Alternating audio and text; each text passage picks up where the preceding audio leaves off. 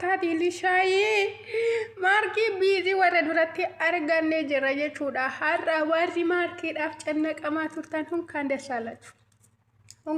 dasalaatu geetan bakka dhugaa rabbii maarkii fi biizii warra duratti arganne jira jechuudha biiziin deebitee har'a maarkii dhiifama gaafatee jirti let's go yani hiwat yani alam yani adda ዋይ ነበላችሁ ወደፊት ምስት ታፈቅር ካልተች ዋ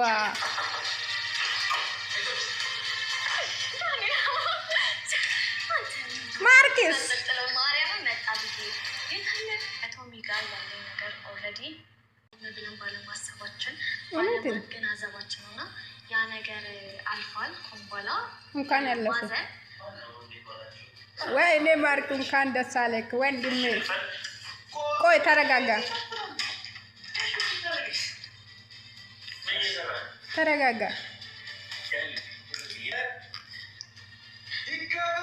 ያላ dhugaa dubbachuufi warri maarkiidhaaf dubbachaa turtan maarkiidhaaf garaan keessan sirraafamaa ture baga gammadan anillee baay'ee gammadeera maaliif nuti illee kan nuti barbaadaa turre ijoollee isaan kana biizii ishee durattii fi maarkii isa duriidha kan nuti barbaadaa turre yeroo taphatan taphni kan irraa bareedu yeroo kolfi kan irraa bareedu yeroo deema wal bukkeedha kan bareedan isaan kana barbaadaa turre jechuudha har'a garuu jaalalli isaanii akka dhugaatti deebi'ee jira jechuudha biiziin kaleessaa mana algaatti kan hin argamee fi jette kana duraa maarkiin sagantaa qopheessee dhiifama kan godhuuf nagaafatee ture animmoo yeroo sanatti wanta jireenya koo keessaa hin qulqulloofneetu jira anaaf toomii gidduu waan hin qulqulleessineetu jira waan ta'eef gaafsana otoon ishi jedhee dhiifama hargaa fudhadheera ta'ee kunoo waan gidduu kanatti ta'e beektu waan ta'eef jeeqamuun keenya hin hafu waan jiru hundumaa qulqulleessee gara isaatti deebi'uu barbaadeenni kaleessaallee isa bukkeetti kan hin argamee fi anaaf toomii gidduu waan jiru xumuree gara maarkiitti deebi'uu barbaadeenii wanti tokko too daangaa ta'ee jiru wanti tokko too tuqaa ta'ee jiruutiin maarkiitti deebi'ee boruu hin gaddisiisu jedheetanii jette har'a garuu toomii wajjiniinis waan anaaf isa gidduu jiru hundumaayyuu xumuree fixeenii gara maarkiitti dhufee dhiifama gaafachaa jira jette jechuudha maaliyyuu yoo ta'e jette laala kuni waadaa maarkii waadaa biiziitti dhaggeeffadha lolli isaa jiraatotti kana fuulduraattis wal lolla jette walitti buuna wal lolla wanti faqqade hoo ta'e yoo baxabaxame ani maarkiitti nan heeruma kana amanaati akka waadaatti kaawwadha jette lolli gara fuulduraattis hin ka'a hin dhufa nan beeka akka walitti buunu nan beeka maaliif lukkiyyuu walitti bu'a waan ta'eef anaan maarkiis gara fuulduraatti walitti bu'uun keenya waan hin hafne garuu immoo hammam yoo wal lolleyyuu hammam yoo walirraa fagaanneyyuu hammam yoo wal ceeneyyuu abbaan manaan kun ni dhugaa maarkiidha maarkiitti malee heerumuu isa kana waadaa naa qabadhaatti waadaa hee kana nyaatiin gabiizi nuti sin eenna bar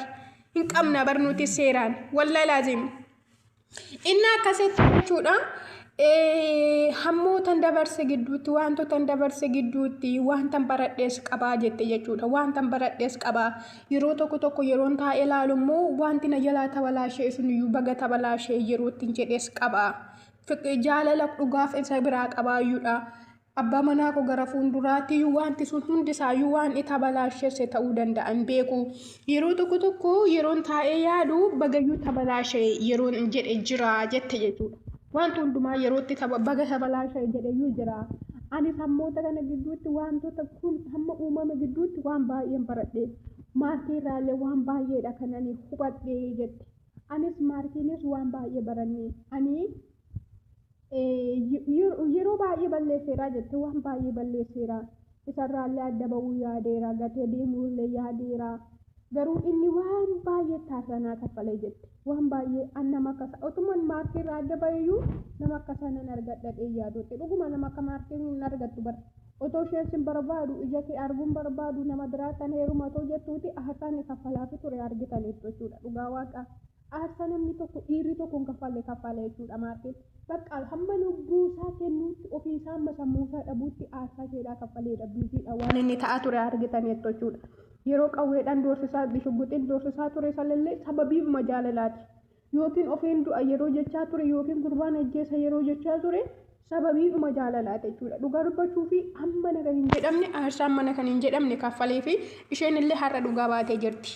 Eenyumti akka maarkii naan ta'utti eenyumtiyyuu akka maarkii na jaalatadhees yaaduun asxaabuus hin argadhus jette. Biyya eenyummaa isaan beenne keessatti anaaf jedheet aarsaa meeqa kaffaleette yeroo sadaqanii arbaa miicii moddoo ta'e deemanii turre ishee barbaacha guyyaa meeqaachi keessa bulanii makiinaa namaattillee sababii aarii isheetiif bu'ee du'anii oolanii biizumaanoo daanii wajjin jechuudha. Aarsaan mana hin jedhamne naa kaffalee anis jaalalanni naaf qabu argeera. Iddoonni naaf qabu argeera. Jaalalanni naaf qabu argeera. Aarsaan naa kaffale argeera. Akkasaayyuu eenyumti naan ta'u jette jechuudha. Akkasaa eenyumti naaf hin ta'u. Ani gara fuulduraatti waan hundumaa qulqulleessee gammachuudhaan isa duukaa jiraachuudhaan barbaada. Kana caalatti jireenya isaas boolessuun barbaadu. Isas aarsaa kaffalchiisuu hin barbaadu. Jaalalli inni naaf qabu argeera jette. Eenyuma wajjinuu ta'uu hin danda'u sarara adda baheeyyuu. Garuu ani kana hundumaa wanti hin godhee fi gidduu kana dafee gara isaatti deebi'uu kan hin didee fi anaaf toomii gidduu dhimma jirutu jira isammoo qulqulleessan ture. Fixeeraa jette. Fixeetanii har'a kun akka kanatti sagantaa qopheesse jette mana isaatti seentee mana isaatti diikoorii kan isheen qopheessite waa dhugaa diikoorichillee baay'ee tokko des nama jedha isaanillee baay'ee bareedanii jiru. Maarkiin kana yeroo argu dhugaa dubbachuu fi hin beeku maal akka inni ta'u viidiyoon dhaabbatee jira malee toomiira isaa arginee irra ta'e xiqqoo jechuudha. Suura gadhiisan irratti illee akka isaan walitti haraaraman akka gammachuun isaanii deebi'eedha kan inni argisiisu jechuudha. Dhugaa dubbachuuf atillee ishee maarkiin barbaadu sana taatee biizii isheen fedhu sana taatee argamuu keetti nuti illee guddaa baay'ee sitti gammannee irra biiziyyee nuti durayyuu maarkii wajjin malee nama biraa wajjin sun jaalannu habiibtinna. Dhiira biraa biratti si arguun barbaannu maarkii bichaa biratti si arguu barbaanna maarkii wajjin hin bareeddu qusuree yeroo si baatullee yeroo waliin gadee si oofullee maarkii irraa bareedda jechuudha. Dhugaa dubbachuuf biiziin maarkiin des nama jedhu jechuudha. Yeroo isaan jaalalaan viidiyoo hojjetan argitanii viidiyoon biiziin xiqqashuudha waan ta'eef maarkiin akkuma mucaatti ittiin taphataa oola jechuudha. Yeroo jaalala keessa jiranii maarkii wajjin malee eenyuma wajjin nuti arguun barbaannu kana caalatti biizii.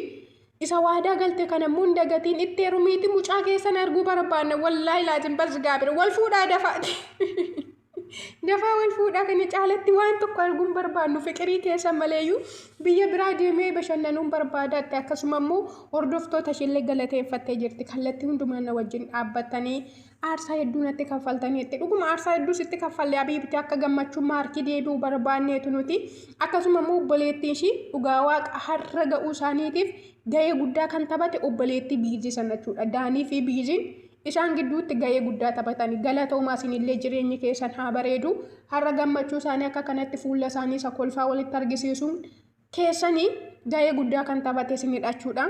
Galatoomaa thank you so much sin jaalanna nutillee baga gammaddanii akkam jirtu hordoftoota seenuu YouTube nagaa keessan nagaa galata waaqayyoo isinillee baga nagaa naaf taatanii qimamoolche baga gammaddanii. Maarkii biizii walitti araaramanii jiru. Viidiyoo boruu irratti immoo akka isaan taphatanii keekiillee muran abdii qabna. Nagaan naa turaa saabskiraabii godhaayi. Abbaa barbaadan immoo koomentii jalatti xaafaa isiniin fida. Shiqima mochee.